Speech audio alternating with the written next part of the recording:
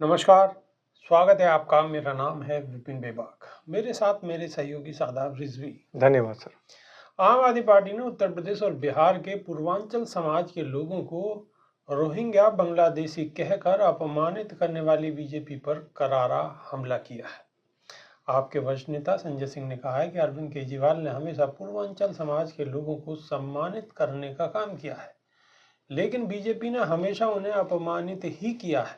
संजय सिंह ने कहा है कि यूपी बिहार के भाइयों को रोहिंग्या और बांग्लादेशी कहने वाली बीजेपी भूल गई है कि अरविंद केजरीवाल ने सबसे ज्यादा टिकट पूर्वांचल के लोगों को दिया है।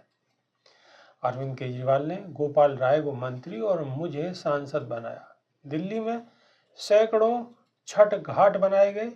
आप नेता ने कहा कि प्रधानमंत्री नरेंद्र मोदी ने कच्ची कॉलोनियों में रह रहे पूर्वांचल के 40 लाख भाइयों को पक्का मकान देने का वादा किया था, लेकिन अब तक नहीं दिया है। उन्होंने कहा कि बीजेपी ने यूपी बिहार और पूर्वांचल के भाइयों के साथ हमेशा गंदी राजनीति की है, उनको अपमानित करने की राजनीति की है। उन्होंने कहा है कि देश की संसद में बीजेपी के राष्ट्रीय अध्यक्ष जेपी नड्डा ने यूपी बिहार पूर्वांचल के लोगों को रोहिंग्या और बांग्लादेशी कहा, उन्हें अपमानित करने का काम किया। प्रधानमंत्री ने कहा था कि कच्ची कॉलोनियों में रहने वाले यूपी बिहार पूर्वांचल के 40 लाख भाइयों को पक्का मकान बना कर देंगे, लेकिन आज तक 40 भी नहीं दिए। संजय सिंह ने आगे कहा है कि आज बीजेपी एक बात का केवल बतंगड़ बनाने का काम कर रही है। अरविंद केजरीवाल ने कहा कि बीजेपी फर्जी वोट बनवाने का काम कर रही है। नई दिल्ली विधानसभा के अंदर 15 दिन में 13,000 वोट कैसे बन गए। अपने कार्यकर्ताओं को यूपी और बिहार से लाकर अगर बीजेपी फर्जी वोट बनवाएगी तो क्या उसे रोका नहीं जाएगा। आप नेता ने कहा है कि क्या उसके खिलाफ बोला नहीं जाएगा।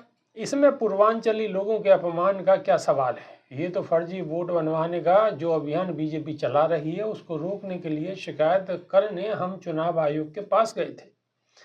संजय सिंह ने कहा है कि इसमें बीजेपी को भारतीय झूठा पार्टी कहता हूं, उनकी किसी भी बात पर यकीन और भरोसा करने लायक नहीं है। उन्होंने कहा कि आज कच्ची कॉलोनियों के अंदर सड़कें नालियां बनाकर सीवर लाइन बिछाकर सुविधाएं और यूपी बिहार के लोगों के जीवन से दुश्वारियों को दूर करने का काम अरविंद केजरीवाल ने किया है। लोगों को अच्छी शिक्षा, स्वास्थ्य, फ्री बिजली, पानी समेत तमाम तरह की सुविधाएं दी हैं। इसलिए बीजेपी को इस तरह की राजनीति नहीं करनी चाहिए। जिस तरह से हमारे पूर्वांचल के भाइयों को जो 30-40 साल से दिल्ली में रह रहे हैं, उन्हें रोहिंग्या और बांग्लादेशी कहकर उन्हें अपमानित करके उनका वोट कटवाने का काम किया गया है।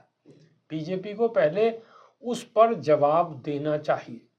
तो शादाब रिजवी, चुनाव से पहले रोहिंग्या और बांग्लादेशी फिर बीच में आ गए। देखिए, भारतीय जनता पार्टी का पहले से ही एक सिद्धांत रहा है कि वो कैसे भी करके किसी भी तरीके से एक जाति विशेष को और एक संप्रदाय विशेष को टारगेट करते चले आ रहे हैं जी।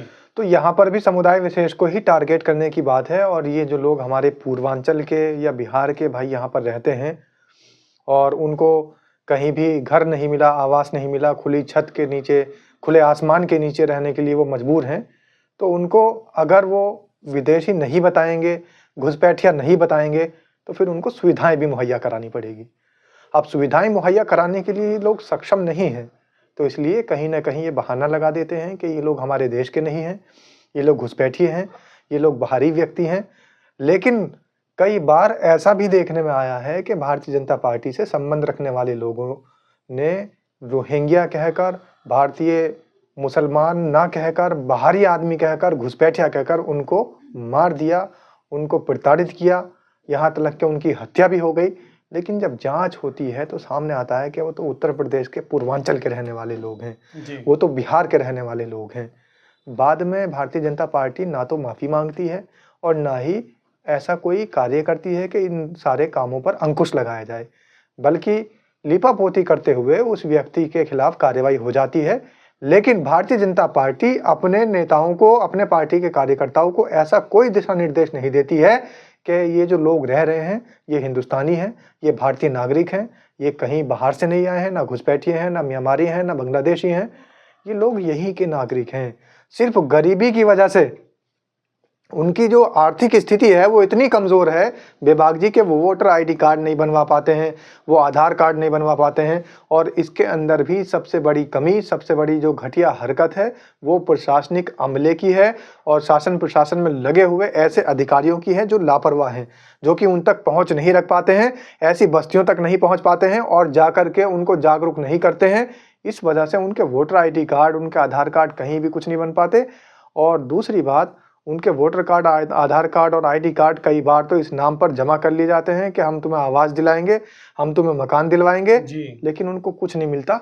एक ठप्पा मिलता है कि आपके पास तो कागज भी नहीं है, क्योंकि कागज तो वो पहले ही जमा कर चुके हैं। आवास जी की जी लालच, जी। आवास की एक उसमें उम्मीद में, एक आशा में, एक लालच दिया उनको आवास दिलाने का। उसके बाद उनके ऊपर एक तमगा लगा दिया जाता है बाहरी व्यक्ति होने का और घुसपैठिया होने का।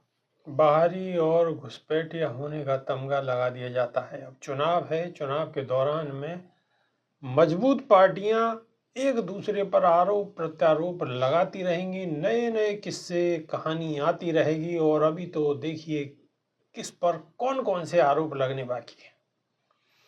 आप अपनी राय कमेंट के माध्यम से रख सकते हैं। अभी के लिए हमें दीजिए इजाजत, नई वीडियो में फिर रूबरू होंगे। बहुत बहुत शुक्रिया, धन्यवाद, नमस्कार। धन्यवाद।